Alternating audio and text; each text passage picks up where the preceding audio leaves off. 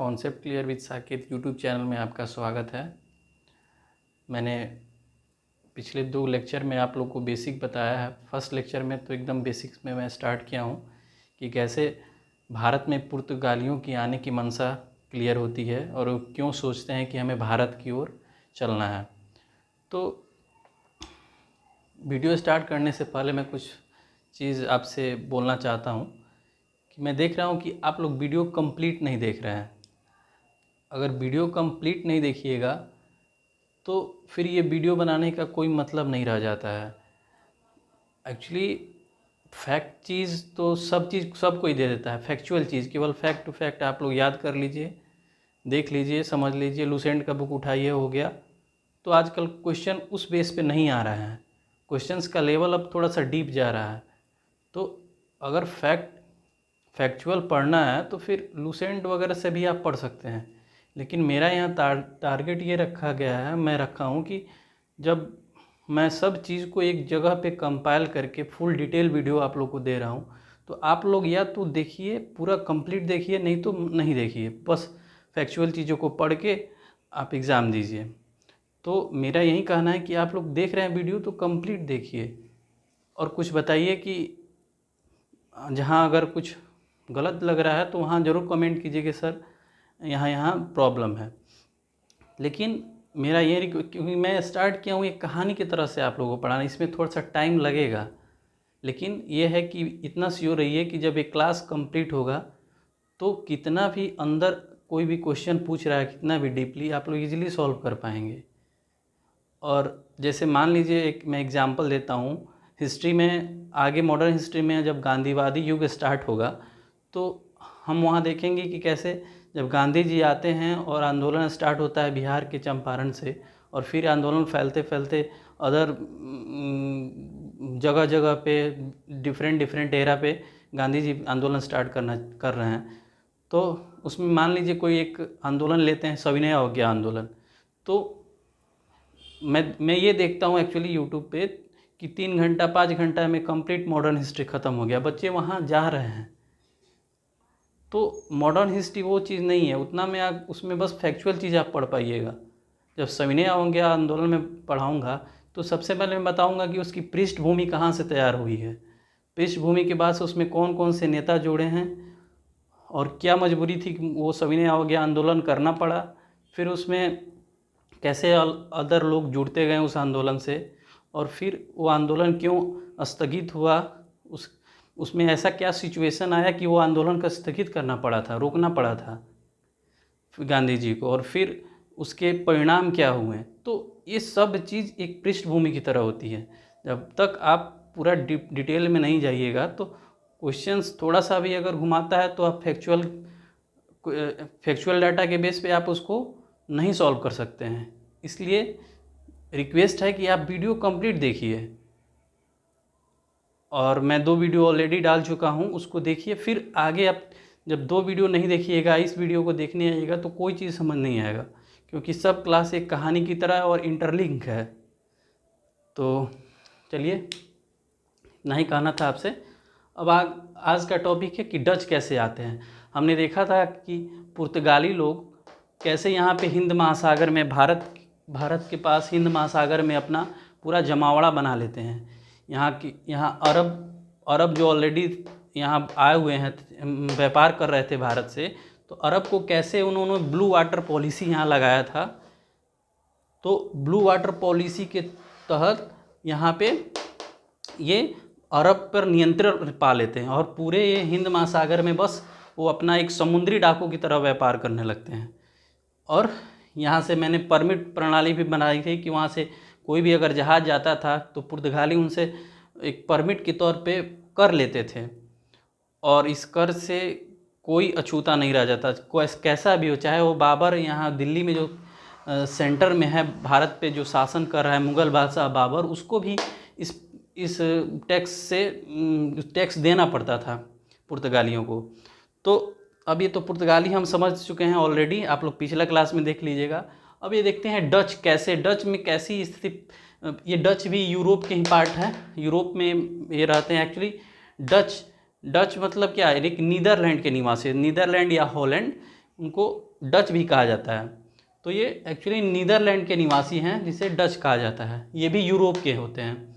Actually ये इतने बड़े, जिस तरह पुर्तगाली का साम्राज्य थोड़ा सा अच्छे तरह से डेवलप था वहाँ यूरोप में, लेकिन डच जो थे वो इन पे जो है, यहाँ एक स्पेन है जो कि हम बताए थे, कोलंबस स्पेन का यात्री रहता है जो चला जाता है उत्तरी अमेरिका को खोज लेता है। वहीं स्पेन का आधिपत्य हो गया था डच पे, मतलब स्पेन अधिकार कर लिया था डच पे। लेकिन जब 1581 में ये होता है, 1581 में ऐसा ये याद करने की ज़रूरत नहीं है, बस मैं ऐसे बता दे रहा हूँ कि 1581 में जो डच हैं वो अपने आप को स्वतंत्र कर लेते हैं स्पेन से। यहाँ डच है, ये वाला पार्ट है स्पेन, ऐसे ये है डच। डच मतलब क्या, जब मैंने बताया नीदरलैंड के निवासी, तो डच पे स्पेन का आधिपत्य हो गया रहता है। बाद में ये धीरे धीरे क्या करते हैं, डच अपने आप को स्पेन से 1581 के करीब, डेट याद करने की जरूरत नहीं है, ये अपने आप को स्वतंत्र कर लेते हैं। अब स्वतंत्र होने के बाद से अब इनके पास लेकिन उस टाइम पूंजी नहीं रहती है, क्योंकि ऑलरेडी स्पेन इस पर अधिकार किया हुआ है। तो अच्छे से इनको पूरे अच्छे से तरह से लूट लिया होता है, पूरा उपनिवेश बना के इनकी पूरी आर्थिक स्थिति को कमज़ोर कर दिया रहता है स्पेन। किसको? डचों को। तो अब हम यहाँ देखें कि पुर्तगाल यहाँ से पुर्तगाली लोग भारत आते हैं, यहाँ से सामान ले जाके, स्पेन के बगल में क्या है, पुर्तगाल, मैंने बताया है। तो ये पुर्तगाल की राजधानी होती है लिस्बन। पुर्तगाली लोग भारत से सामान लेके आते हैं समुद्री जहाज़ के थ्रू, और ये लिस्बन में अपने सामान को बेचते हैं, या फिर लिस्बन या पूरे यूरोप में बेचते हैं। तो अब डचों को भी अपना डेवलपमेंट करना था, वहाँ ऑलरेडी पुनर्जागरण हो चुका था। तो डच भी अब सोच रहे थे कि स्पेन से मेरा आधिपत्य समाप्त, मतलब स्पेन हमें छोड़ के गया है, तो अब हमें भी अपनी जो आर्थिक स्थिति है उसको स्ट्रॉन्ग करना चाहिए। तो फिर डच क्या करते हैं कि इनके पास लेकिन उतनी पूंजी नहीं है कि ये अपने, ना पूंजी है ना नौसेना अभी है, क्योंकि अभी तो ये स्वतंत्र हुए हैं, ना अभी पूंजी रहती है, ना कोई नौसेना अच्छी होती है, ना कोई जहाज़ इनके पास रहता है। तो फिर ये सोचते हैं कि क्यों ना हम, कि ये लिस्बन जो कि पुर्तगाल की राजधानी है, यहीं से जो ये पुर्तगाली सामान लेके आ रहे हैं लिस्बन में, यहीं से सामान लें और पूरे यूरोप में बेचें। कौन सोच रहा है? डच। क्या सोच रहे हैं कि पुर्तगाली जो सामान समुद्र रास्ते के द्वारा, ऑलरेडी ये पुर्तगाली यहाँ पे आ चुके हैं, और जब ये सामान लेके आएंगे अपने देश में, पुर्तगाल के लोग, तो उनकी राजधानी है, पुर्तगाल की राजधानी है लिस्बन, तो वहाँ यहाँ पे अपने सामान को बेचेंगे। तो डच क्या करेंगे कि उस सामान को खरीद लेंगे और उसी सामान से पूरे यूरोप में व्यापार करेंगे। मतलब उनके पास अभी पैसा नहीं है कि वो भारत में आए। लेकिन अब होता क्या है कि नीदरलैंड, यही डच में एक बंदरगाह है रोटरडम, वो बहुत बिजी बंदरगाह है एक्चुअली।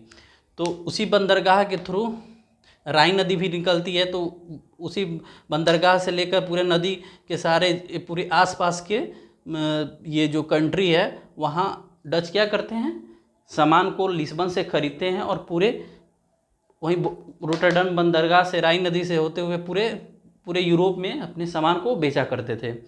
पर अब ये सोच रहे हैं कि अब धीरे धीरे से ये ग्रो करने लगे, अब सामान बेचे तो थोड़ा सा फ़ायदा होते गया। तो अब ये अपना सोच को बढ़ाते हैं कि ये तो हमने यूरोप में सामान को बेच रहा है, ये सोच रहे हैं कि हम तो यूरोप में सामान बेच रहे हैं। अब इन लोग को महंगा पड़ जाता था, क्योंकि यहाँ से जब पुर्तगाली लेके आते थे सामान, तो ये तो ऑलरेडी महंगा यहाँ बेच रहे थे, तभी ना मुनाफा उनको होगा। तो डचों को ये तो महंगा सामान खरीदना पड़ता था पुर्तगालियों से, ठीक। तो अब ये सोच रहे हैं कि क्यों ना अब मुनाफा को बढ़ाया जाए इन द सेंस कि अब हम भारत चलते हैं। अब धीरे धीरे वो थोड़ा सा स्टेबल हो जाते हैं फाइनेंशियली, तो डच सोचते हैं कि अब हम लोग को भारत चलना चाहिए, क्योंकि यहाँ उतना ज़्यादा मुनाफा नहीं हो रहा है। क्योंकि पुर्तगाली जब सामान लेके आ रहे हैं तो बहुत से टैक्स लेके यहाँ वो 60 गुना मुनाफा के व्यू हम शुरू में ही बताए थे। वास्को डी गामा जब सब पहली बार लेके गया था मसाला, तो उसे 60 गुना मुनाफा हुआ था। तो मुनाफा इन द सेंस यहाँ जब महंगा बेच रहा है, तो जब बेच रहा है महंगा, तो डच तो महंगा ही खरीदेंगे और कुछ ज़्यादा बेनिफिट लगा के तो यहाँ पुर्तगाल में बेच नहीं सकते हैं, इसलिए डच सोच रहे हैं कि क्यों ना हम भारत ही चले जाएं कि वहाँ हमें सामान सस्ता पड़ेगा। तो सस्ता पड़ेगा तो फिर ये वैसे ही लेके आएंगे तो सामान बेचेंगे। लेकिन देखिए दिक्कत क्या है कि यहाँ हिंद महासागर में हमने बताया है कि ब्लू वाटर पॉलिसी के थ्रू ऑलरेडी पुर्तगाली अपना स्ट्रॉन्ग पावर यहाँ पे दिखाए हुए हैं यहाँ हिंद महासागर में। तो इससे पार करना है अगर पुर्तगालियों से डचों को, तो क्या करना पड़ेगा, पहले एक अच्छी नौसेना और बढ़िया जलयान, मतलब जिसमें सब तरह के सिस्टम मौजूद हो, तो उन्हें वो चीज़ करना पड़ेगा। अच्छी नौसेना, जलयान का अच्छे टाइप के जलयान को यहाँ लेके आना पड़ेगा ताकि उनसे वो मुकाबला करे, तभी वो जा सकते हैं, ऐसे वो जा नहीं सकते थे। तो धीरे धीरे डच वो चीज़ अपने आप में ग्रो करते हैं, नौसेना को बनाते हैं, जहाज़ अच्छा जहाज़ का डेवलपमेंट करते हैं। तो ये फिर आते हैं 1595 ईस्वी में। हमने क्या बताया था, 1498 ईस्वी में कौन आया था, 1498 ईस्वी में ऑलरेडी आ चुका है वास्को डी गामा। ठीक, ये ऑलरेडी यहाँ आया, कंपनी मतलब पुर्तगाली कंपनी आई है 1498 में। ठीक, और वास्को डी गामा और कंपनी मतलब आते हैं यहाँ पे व्यापार करने के लिए, तो कंपनी बनी हुई पुर्तगाल की। तो अब ये आ रहे हैं 1595 में, देखिए गैप कितना है, डच ये आ रहे हैं, डच का आगमन हो रहा है यहाँ पे, डच।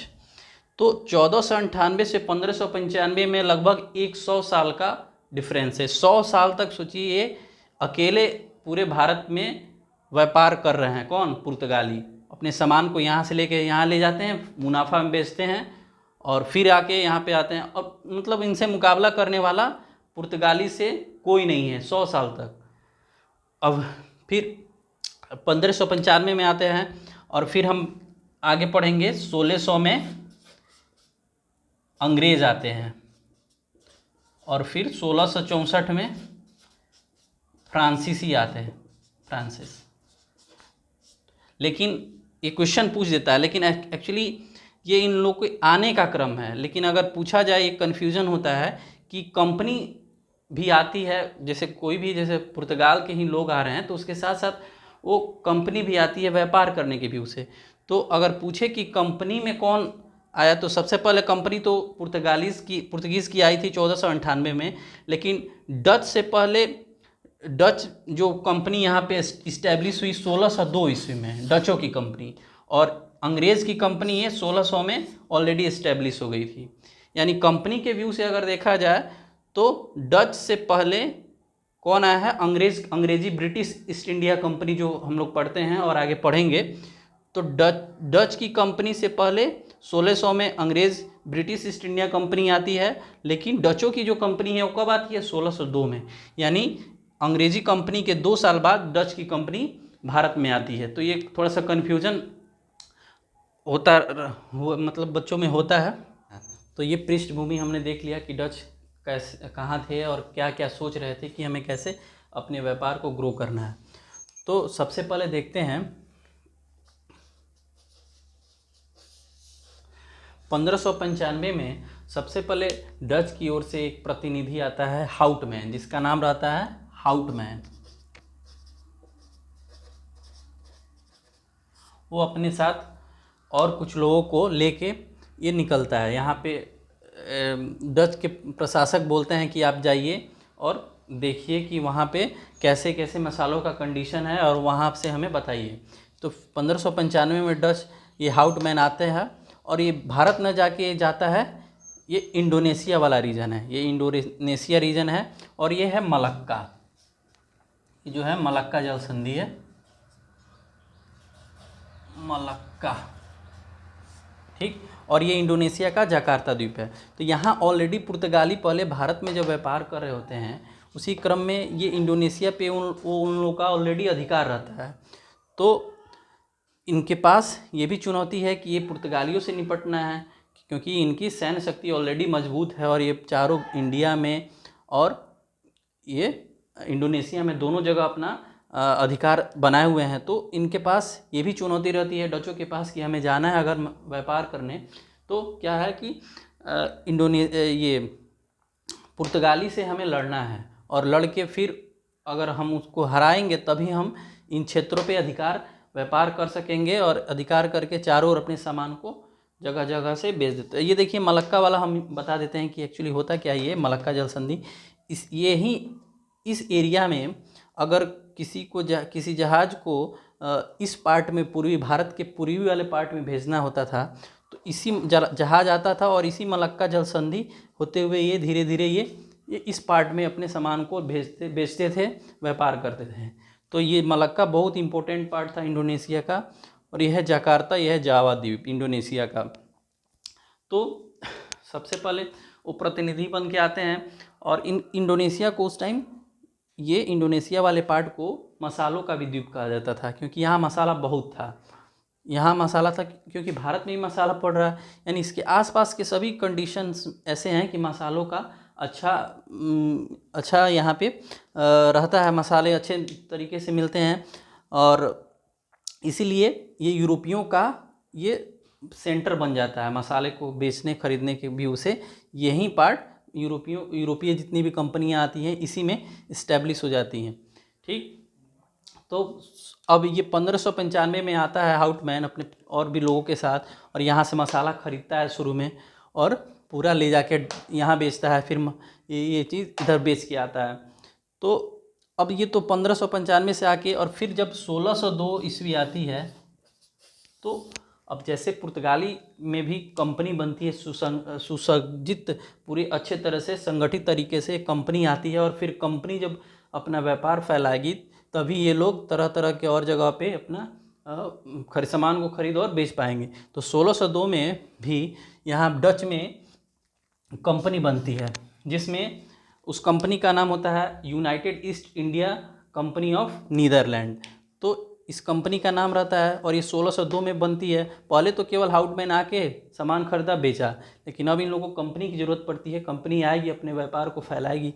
तो 1602 में ये कंपनी आती है। पहले ये लोग यहीं इंडोनेशिया वाले पार्ट को ही ग्रो करते हैं, यहीं से सामान सोचते हैं कि कंट्रोल किया जाए। तो 1602 में इस कंपनी में शेयर ज़्यादा थे।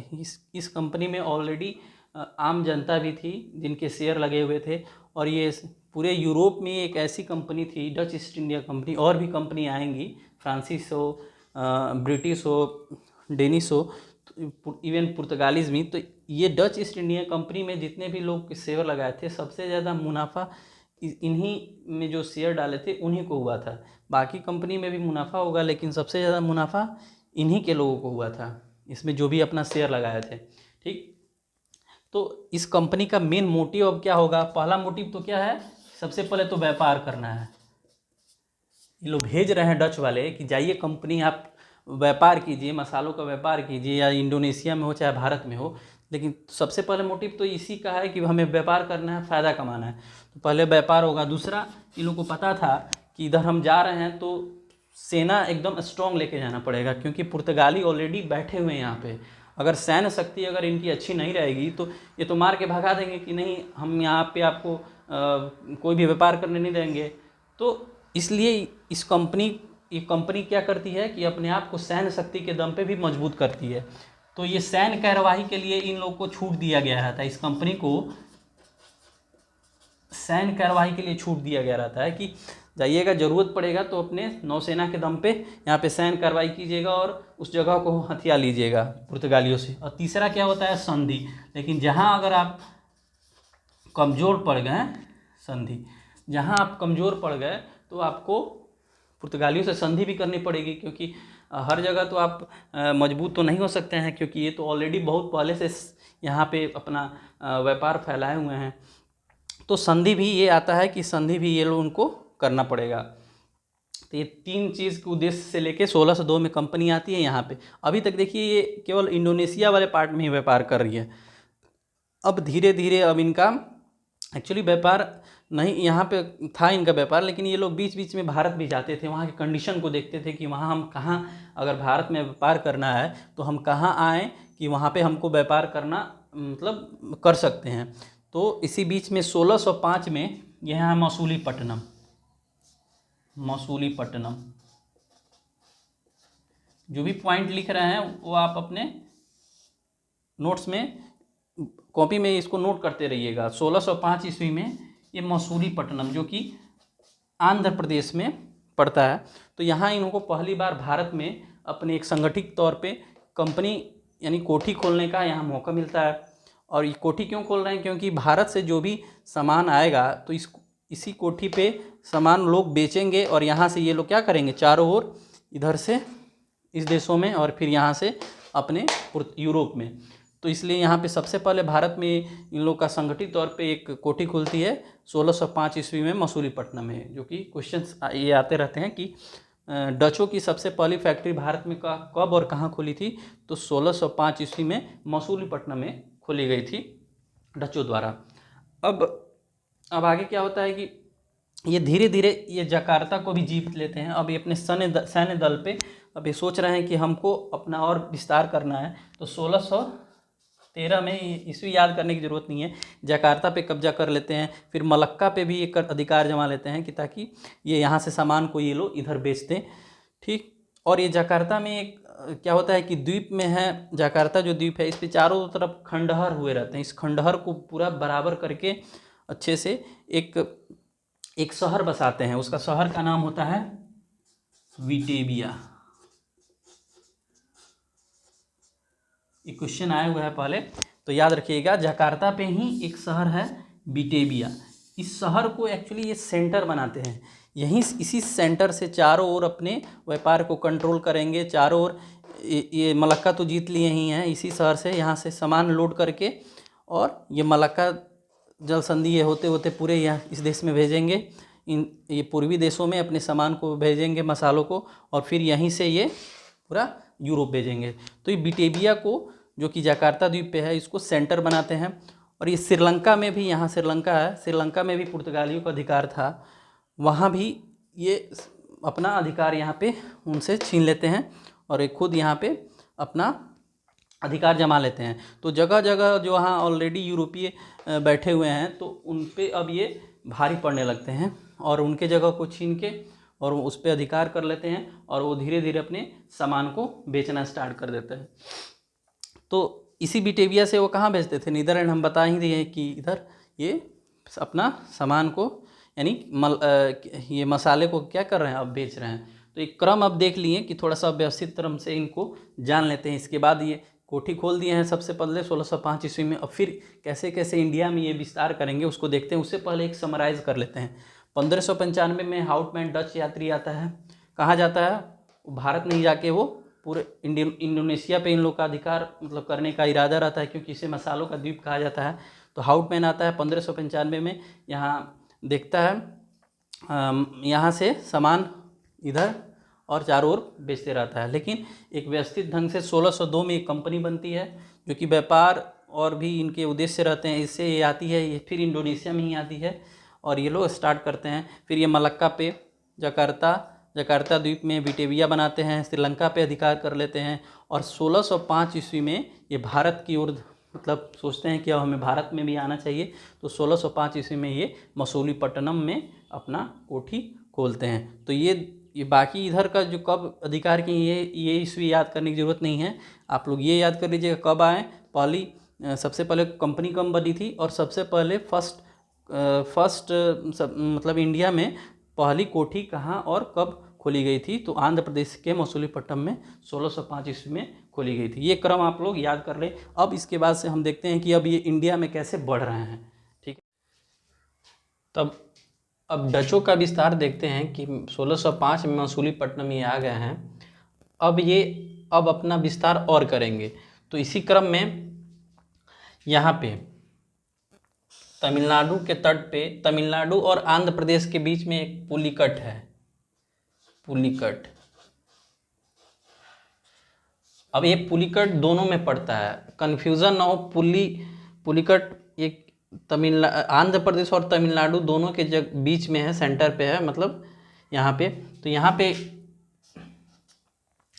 पे इन्होंने पुलिकट में क्या करते हैं कि बारूद का कारखाना बनाते हैं। यहाँ बारूद का कारखाना, कारखाना यहाँ खोल लेते हैं।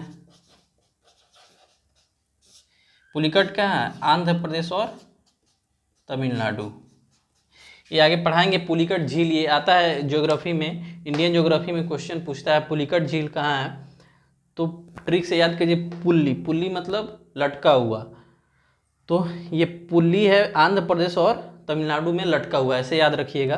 तो ये झील वाले टॉपिक में जब इंडियन ज्योग्राफी में पढ़ाऊँगा, इसके बाद ये जब ख़त्म हो जाएगा मॉडर्न हिस्ट्री, फिर इंडियन ज्योग्राफी हम पढ़ाएंगे, उसमें ये सब बताएंगे। तो पुलिकट के पास ये बारूद और कारखाना को बारूद का कारखाना यहाँ खोलते हैं, और ये पुलिकट को, और एक्चुअली यहाँ पे टकसाल, पुलिकट में टकसाल जो कि सोने के सिक्के ढालने की एक पद्धति है, ये टकसाल यहाँ ढालने का काम इनके द्वारा होता है। कहाँ? पुलिकट में। एक तो बारूद का कारखाना हुआ और दूसरा टकसाल, ये दोनों यहाँ पे ये ढालते हैं। टकसाल को एक्चुअली पैगोडा कहते थे वहाँ पे, पैगोडा। तो एक चीज़ हो गया मसूलीपट्टनम। एक्चुअली मसूलीपट्टनम में ये क्या करते थे कि नील की खेती के लिए इसको यूज़ करते थे। नील की खेती, यहाँ आए और वो नील की खेती करना स्टार्ट कर दिए थे, ठीक है। और फिर पुलिकट में आया तो बारूद का कारखाना हुआ, और ये टकसाल जो कि सोने का सिक्का ढाला जाता था, और इसे पैगोडा कहा जाता था। तो ये दो चीज़ हुआ, और ये पुलिकट को ही अपना मुख्यालय बनाते हैं। बहुत दिनों तक ये मुख्यालय रहता है पुलिकट में ही। पुलिकट में ये बहुत दिनों तक मुख्यालय, लगभग ये रहता है 1690 तक।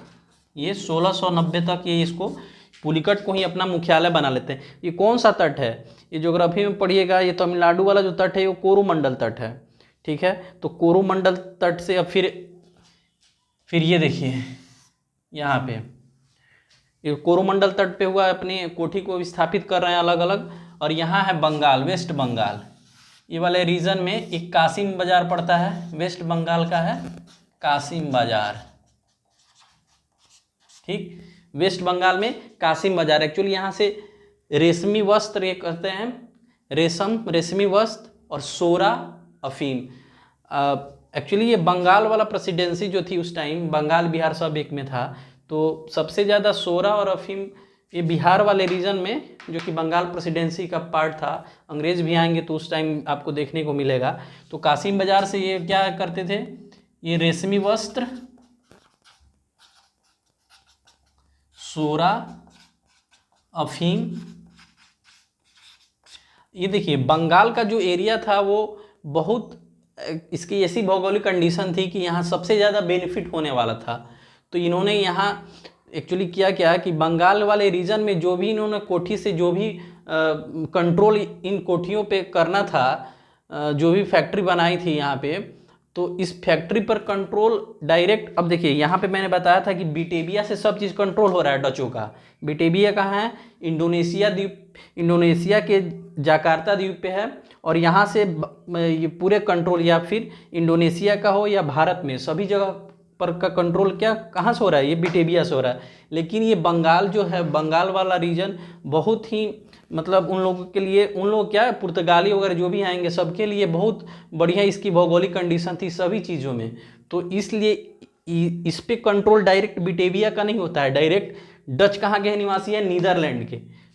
यूरोप में नीदरलैंड है, वहीं के निवासी हैं। तो इस बंगाल पे बहुत इसकी उपयोगिता ज़्यादा होने के कारण ये बिटेविया से कंट्रोल ना होकर ये कहाँ से कंट्रोल हो रहा है? ये नीदरलैंड से डायरेक्ट इसका कंट्रोल हो रहा है। यहाँ पे इस वाले रीजन में ये जो कासिम बाजार का क्षेत्र है, इस पर कंट्रोल होता है नीदरलैंड का, जहाँ के ये निवासी हैं, नीदरलैंड का कंट्रोल, ठीक। और जैसे अफीम वगैरह बेचना हो तो ये लोग कहाँ से बेचते हैं? ये यहाँ पे चीन वगैरह को जो अफीम वगैरह बेचना होता था, वहीं बिटेविया से होते हुए मलक्का द्वीप से, जो मैंने बताया है, यहाँ पे चीन को ये अफीम वगैरह, सोरा वगैरह की उसको ये व्यापार करते थे चीन से, यहाँ से होते हुए, ठीक है। तो इनका फिर ये क्या हुआ कि यहाँ आते हैं, फिर ये 2-3 जगह हुआ। फिर ये कोचीन में हम देखे थे, कोचीन कौन आया था सबसे पहले? पुर्तगाली आए थे, कोचीन में आए थे। तो यहाँ कोचीन में क्या है? मसाला वाला रीजन है। तो कोचीन से ये मसाला का व्यापार करते हैं। कोचीन हो गया, ये अब मैंने बताया कि कोरोमंडल, पुलिकट हो गया, मसूलीपट्टनम, ये कासिम बाजार। इस तरह से यहाँ बंगाल में एक और जगह था चीनसूरा, ये छूट गया है, ध्यान से हट गया है, चीनसूरा ये लिख लीजिएगा। चीनसूरा से भी ये यही रेशमी वस्त्र वगैरह का व्यापार करते थे। तो बंगाल में दो जगह था, एक कासिम बाजार और चीनसूरा। फिर यहाँ कोचीन हम बता दिए हैं, कोचीन कहाँ है, केरल में, तो यहाँ से मसाला का व्यापार होता था। फिर एक सूरत जो है कि वो गुजरात का जो सूरत वाला प्रदेश है, वो सभी यूरोपीय कंपनी जो भी आती हैं वो सबों के लिए उस टाइम ये यहाँ जो है सूती वस्त्र का बहुत बड़ा ये क्षेत्र होता है, सूरत सूती वस्त्र का। तो यहाँ से ये सूती वस्त्र का व्यापार करते थे। ये बहुत एक्चुअली अधिकतम मुनाफा वाला ये क्षेत्र था सूरत। यहाँ से सूती वस्त्र का वो बहुत अच्छे बड़े लेवल पे व्यापार करते थे। तो ये सूरत हो गया। तो अब इसके बाद से देख रहे हैं कि ये धीरे धीरे ये क्या कर रहे हैं, अपने व्यापार को बढ़ा रहे हैं। स्टार्ट किए मसूलीपट्टनम से और ये चारों तरफ अपने व्यापार को एक्सपेंड कर रहे हैं। तरह तरह के भारतीय चीज़ों को ये व्यापार करना स्टार्ट कर दिए हैं। अब धीरे धीरे इनकी 1750 जब आ रहा है, 1750 तक ये लगभग 39%, भारत के 39% ये व्यापार के क्षेत्र में इनका कंट्रोल हो गया था। व्यापारियों से सैन्य शक्ति के दम पे बल पे जीत जाते थे, अब उनसे ताकतवर होने लगे धीरे धीरे। और ये 1750 तक ये क्या किए, कब्जा करने लगे, ये हो गया था इनका भारत पे सभी व्यापार के मामले में।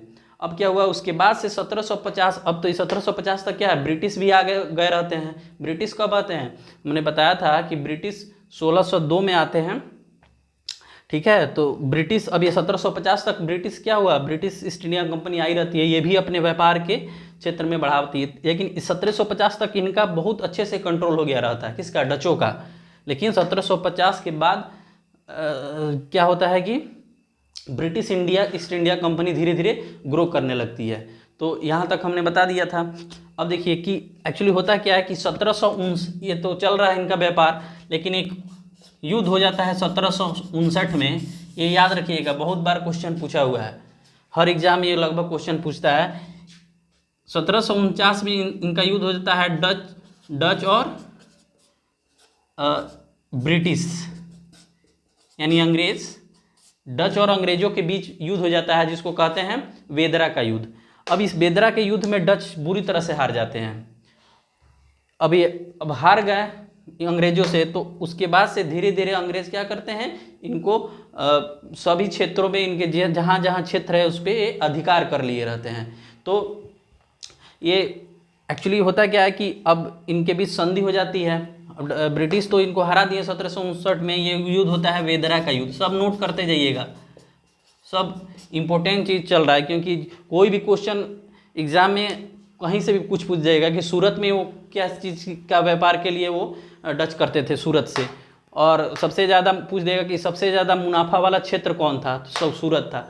तो मैं जो भी पॉइंट बोल रहा हूँ सब चीज़ नहीं लिख पाऊँगा बोर्ड पे, आप लोग उसको मतलब जो देखिए, अगर काम का चीज़ आपको लगे, काम का हर एक बात इंपॉर्टेंट है यहाँ पे, तो उसको उसी टाइम अपने नोट्स में एक कॉपी बना लीजिए और उसी टाइम वो नोट कर लीजिए। तो जो भी बोल रहा हूँ सब एक क्वेश्चन है, क्योंकि ये डीपली पूरा एक चीज़ को मैं बता रहा हूँ। क्वेश्चन में पूछेगा वो कि कासिम बाजार जो कि पश्चिम बंगाल में है, वहाँ पे वो कौन कौन से चीज़ों का व्यापार करते थे।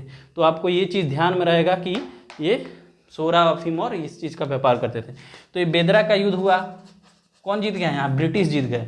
तो ब्रिटिश जीतने के बाद से अब उनके बीच संधि हो गई और अंग्रेज बोले कि अब आपको कोई भी सैन्य कार्रवाई नहीं करनी है, मतलब इस पर कोई भी कंट्रोल के लिए सैन्य कार्रवाई आप नहीं कर सकते हैं और राजनीति में हस्तक्षेप नहीं लगा सकते हैं, क्योंकि अब अंग्रेज अब देखिए धीरे धीरे अपने आप को और इंडिया में डेवलप करते जा रहे हैं, विकसित करते जा रहे हैं अपने आप को, कि अब हम धीरे धीरे भारत की राजनीति में वो इंटर करेंगे। और उससे पहले उनके जो भी प्रतिद्वंदी हैं, जैसे पुर्तगालीज, डच, ये धीरे धीरे उनको सीमित करते हुए जाएंगे और उनसे संधि करके उनको ये बोल देंगे कि आप भारत की राजनीति में कोई हस्तक्षेप नहीं करेंगे, केवल व्यापार करने आए हैं, आप लोग व्यापार करेंगे।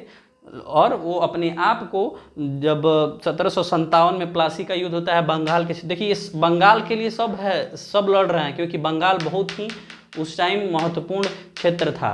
हर चीज़ के मामले में। तो 1757 में मैं आगे बताऊंगा प्लासी के युद्ध में, और 1764 में बक्सर के युद्ध जब होता है और रॉबर्ट क्लाइव आता है, द्वैध शासन यहाँ लगता है। तो धीरे अब द्वैध शासन लगने के बाद से अंग्रेजों का ये राजनीति हस्तक्षेप होने स्टार्ट हो जाता है। इसी बक्सर के युद्ध से अब संधि होती है इलाहाबाद की संधि 1765 में, जो कि रॉबर्ट क्लाइव और अवध के नवाब और यहाँ बैठा रहता है शाह आलम द्वितीय, दोनों के बीच होती है। तो धीरे धीरे अब बंगाल पे वो राजनीति हस्तक्षेप स्टार्ट कर दिए।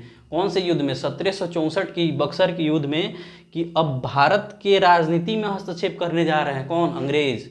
तो यहाँ ये संधि में पहले क्या किए, ये डचों को लिमिट कर दिए कि अब आप राजनीतिक हस्तक्षेप में नहीं कोई नहीं करेंगे, भारत में कोई भी राजनीतिक हस्तक्षेप नहीं करेंगे, केवल व्यापार कीजिए। लिमिटेड बहुत से क्षेत्र को ये ले भी लेते हैं डचों से, लेकिन सीमित मात्रा में। बस एक सूरत को छोड़ते हैं कुछ दिनों के लिए, लेकिन बाद में इस सूरत पे भी सूरत वाले डच वाले क्या करते हैं, सूरत को वापस अंग्रेज को ही बेच देते हैं और फिर वापस फाइनली नीदरलैंड वो चले जाते हैं। तो इस युद्ध में देखिए कितना पतन हुआ है कि धीरे धीरे सब चीज़ लिमिट करते गए। और 1795 तक, इसके बाद से 1795 तक लगभग इनके सभी व्यापार, जहाँ जहाँ व्यापारी कोठी है, सब पे नियंत्रण कर लेते हैं कौन? ब्रिटिश। धीरे युद्ध में तो ये बेदरा के युद्ध में तो हरा ही दिए हैं डचों को, धीरे मतलब बहुत सी चीज़ को ले लिए हैं, लेकिन फिर भी जो भी कुछ बचा होता है 1795 तक सब चीज़ ले लिए रहते हैं। और 1795 के बाद 1824 में केवल सूरत को छोड़ के बाकी सब चीज़ पे ये 1795 तक कंट्रोल कर लेते हैं अंग्रेज, इनके सभी चीज़ों को रख लेते हैं, लेकिन ये सूरत को छोड़ देते हैं। लेकिन सूरत में क्या होता है कि फिर 1824 में, ये डेट याद नहीं रखने की ज़रूरत है, बस मैं एक क्रम बता रहा हूँ कि आपको सब चीज़ कहानी की तरह रिलेट हो पाए। देखिए ये सब चीज़ क्रम है एक तरह से। तो 1824 में क्या करता है अंग्रेज, अब डच कहते हैं कि अब बहुत लिमिट हो गए हैं, सब चीज़ व्यापार सब तो चीज़ अंग्रेज ले गए, अब हम यहाँ इंडिया में क्या करेंगे। तो बस ये बचा रहता है सूरत, जो कि सूती वस्त्र वाला क्षेत्र होता है, जहाँ से सूती वस्त्र का वो लोग व्यापार कर रहे होते हैं। तो 1824 में क्या करते हैं डच, यहाँ भी अंग्रेज़ों को सूरत की जो भी फैक्ट्री होती है बेच उसके चले जाते हैं। तो इस तरह से धीरे धीरे ये इन पे सब चीज़ पे कंट्रोल किसका आ जाता है? अंग्रेज का। ये अंग्रेज सब जितने भी यहाँ से आए रहेंगे यूरोप में, यूरोप से जितने भी देश आएंगे सब पे धीरे धीरे करके कंट्रोल कर लेते हैं और उनको बस व्यापार के एक छोटे से लिमिट क्षेत्र में लिमिट कर देते हैं। और फिर बाद में वो लोग उनको अंग्रेज को जो भी बचा रहता है देके वापस चले, यही एक रणनीति होती है। और धीरे धीरे हमने बताया कि अंग्रेज जब 1764 ईस्वी आएगा बक्सर का युद्ध, वहाँ से भारत में अब राजनीति हस्तक्षेप करना स्टार्ट करेंगे। धीरे धीरे सब चीज़ पे राजनीति में बढ़ते बढ़ते पूरे भारत पे अंग्रेज़ों का कंट्रोल हो जाएगा। तो यहाँ तक हम बताएं। अब ये डचों का पूरा लगभग कंपाइल कर लगभग चीज़ हो ही गया, आप फैक्ट्री वगैरह देख लिए। अब क्या होता है कि अब आती है इसके बाद ब्रिटिश ईस्ट इंडिया कंपनी, जो कि सबसे देर तक सबसे लास्ट तक रहेगी। धीरे धीरे हम बताएंगे उसके कैसे कैसे पॉइंट जुड़ता जाएगा और अंत में लास्ट में कंपनी हटेगी और 1857 की क्रांति होती है तो ब्रिटिश ईस्ट इंडिया कंपनी का अधिकार ख़त्म होगा, वो सब बताएंगे। और कैसे फिर डायरेक्ट कंट्रोल हो जाएगा वहाँ इंग्लैंड से, डायरेक्ट प्रशासन यहाँ चलेगा भारत में। और धीरे धीरे लास्ट में वो कई गांधी चरण होगा, क्रांतिकारी आंदोलन होंगे। तो धीरे धीरे 1947 का भारत स्वतंत्रता अधिनियम आता है, उसके तरह उसके बाद भारत को आज़ादी मिल जाएगी। तो अब पढ़ेंगे हम लोग ब्रिटिश कैसे आते हैं, क्या क्या उनका रणनीति होता है, कैसे कैसे अपने व्यापार को बढ़ाते हैं। चलिए इतना ही था। अब बाकी क्लास अब कल करेंगे, ब्रिटिश ईस्ट इंडिया कंपनी का आगमन देखेंगे।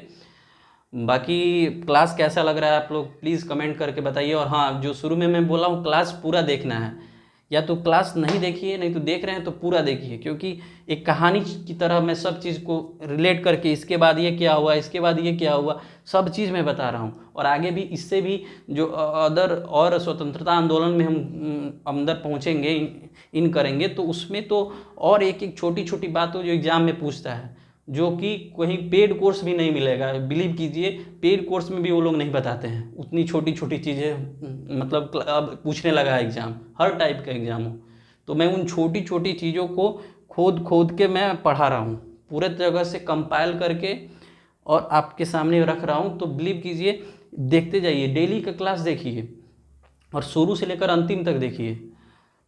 बाकी चैनल को सब्सक्राइब कर लीजिएगा, अपने दोस्तों को बताइए कि क्लास चल रहा है ऐसे डिटेल में, हमें भी सपोर्ट होगा थोड़ा। Thank you.